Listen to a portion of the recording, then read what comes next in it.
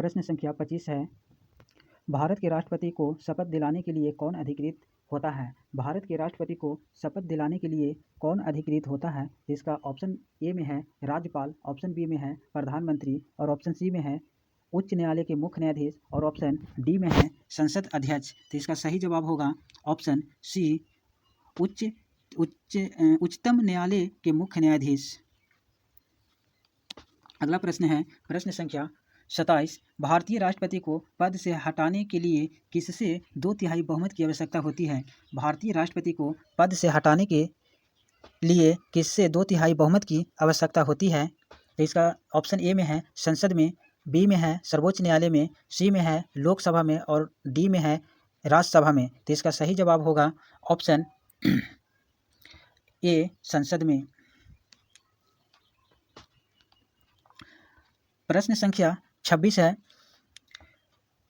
भारतीय राष्ट्रपति का शपथ का पाठ कौन सा है? भारतीय राष्ट्रपति का शपथ का पाठ कौन सा है? तो ऑप्शन ए में है संविधान का पालन करना, ऑप्शन बी में है संविधान के प्रति निष्ठा, ऑप्शन सी में है भारतीय संस्कृति का पालन करना और ऑप्शन डी में है उपयुक्त सभी। तो इसका सही जवाब होगा ऑप्शन डी, उपयुक्त सभी। प्रश्न संख्या 28 है, प्रश्न संख्या 28, भारत के राष्ट्रपति के पास क्या अधिकार होते हैं? भारत के राष्ट्रपति के पास क्या अधिकार होते हैं? तो ऑप्शन ए में है विधेयक पर हस्ताक्षर करना, युद्ध की घोषणा करना, संसद की बैठक बुलाना, उपयुक्त सभी। तो इसका सही जवाब होगा उपयुक्त सभी। अगला प्रश्न है प्रश्न संख्या 29, राष्ट्रपति की शपथ को सीमित करने के लिए कौन सी संस्था काम करती है? राष्ट्रपति की शक्ति को सीमित करने के लिए कौन सी संस्था काम करती है? तो ऑप्शन ए में है न्यायपालिका, बी में है लोकसभा, सी में है राज्यसभा और डी में है निर्वाचन आयोग। तो इसका सही जवाब होगा ऑप्शन ए, न्यायपालिका। अगला प्रश्न है, भारत के राष्ट्रपति को कौन से मामले में हस्तक्षेप करने का अधिकार है? भारत के राष्ट्रपति को कौन से मामले में हस्तक्षेप करने का अधिकार है? तो ऑप्शन ए में है न्यायपालिका के मामले में, ऑप्शन बी में है केवल राज्यों के मामले में, ऑप्शन सी में है वित्तीय मामले में और ऑप्शन डी में है संविधान के तहत उल्लेखित मामलों में। तो इसका सही जवाब होगा ऑप्शन डी, संविधान के तहत उल्लेखित मामलों में। अगला प्रश्न है प्रश्न संख्या 31, भारतीय राष्ट्रपति किससे सलाह ले सकता है? भारतीय राष्ट्रपति किससे सलाह ले सकता है? तो ऑप्शन ए में है प्रधानमंत्री से, ऑप्शन बी में राज्यपाल से, ऑप्शन सी न्यायाधीश से और ऑप्शन डी है संसद सदस्य से। तो इसका सही जवाब होगा ऑप्शन ए, प्रधानमंत्री से। अगला प्रश्न है प्रश्न संख्या 32, राष्ट्रपति का कार्यकाल समाप्त होने पर उनका इस्तीफा कब मान्य होगा? राष्ट्रपति का कार्यकाल समाप्त होने पर उसका इस्तीफा कब समाप्त होगा? तो ऑप्शन ए में है संसद द्वारा, बी में है प्रधानमंत्री द्वारा, सी में है सर्वोच्च न्यायालय द्वारा और डी में है कोई भी नहीं। तो इसका सही जवाब होगा ऑप्शन सी, सर्वोच्च न्यायालय द्वारा। अगला प्रश्न है प्रश्न संख्या 33, राष्ट्रपति के पास किस प्रकार का वीटो अधिकार है? राष्ट्रपति के पास किस प्रकार का वीटो अधिकार है? तो ऑप्शन ए में है केवल संवैधानिक, बी में है केवल निर्णायक, डी में है पूर्ण अधिकार, सी में है पूर्ण अधिकार और डी में है कोई वीटो अधिकार नहीं। तो इसका सही जवाब होगा ऑप्शन सी, पूर्ण अधिकार।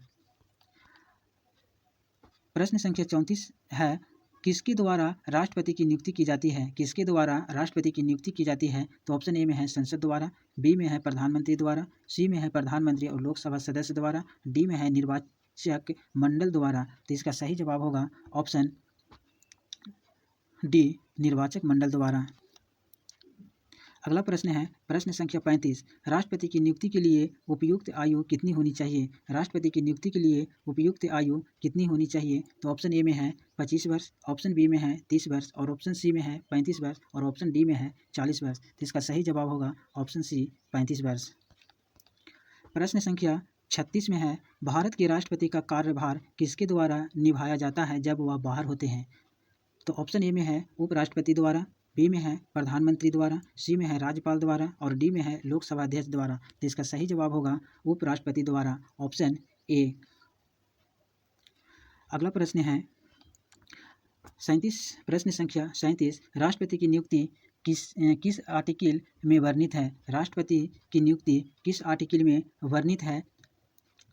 ऑप्शन ए में है आर्टिकल 52, ऑप्शन बी में है आर्टिकल 53, सी में है 54 और डी में है आर्टिकल 55। तो इसका सही जवाब होगा आर्टिकल 52।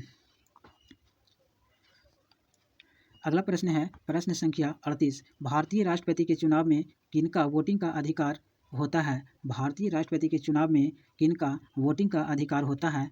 तो ऑप्शन ए में है संसद को, ऑप्शन बी में है राज्य विधानसभा सदस्य को, ऑप्शन सी में है दोनों और डी में है कोई नहीं। तो इसका सही जवाब होगा ऑप्शन सी, दोनों का अधिकार है, संसद का भी और राज्य विधानसभा सदस्य का भी।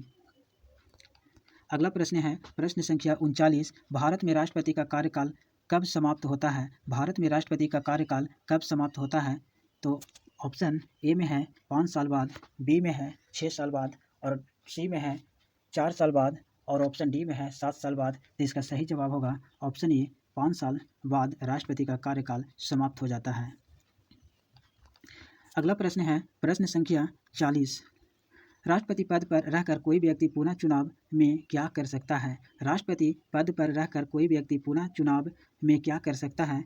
ऑप्शन ए में है चुनाव में भाग नहीं ले सकता है, चुनाव में भाग ले सकता है, केवल उपराष्ट्रपति पद पर जा सकता है, कोई अन्य पद नहीं ले सकता है। तो इसका सही जवाब होगा ऑप्शन बी, चुनाव में भाग ले सकता है।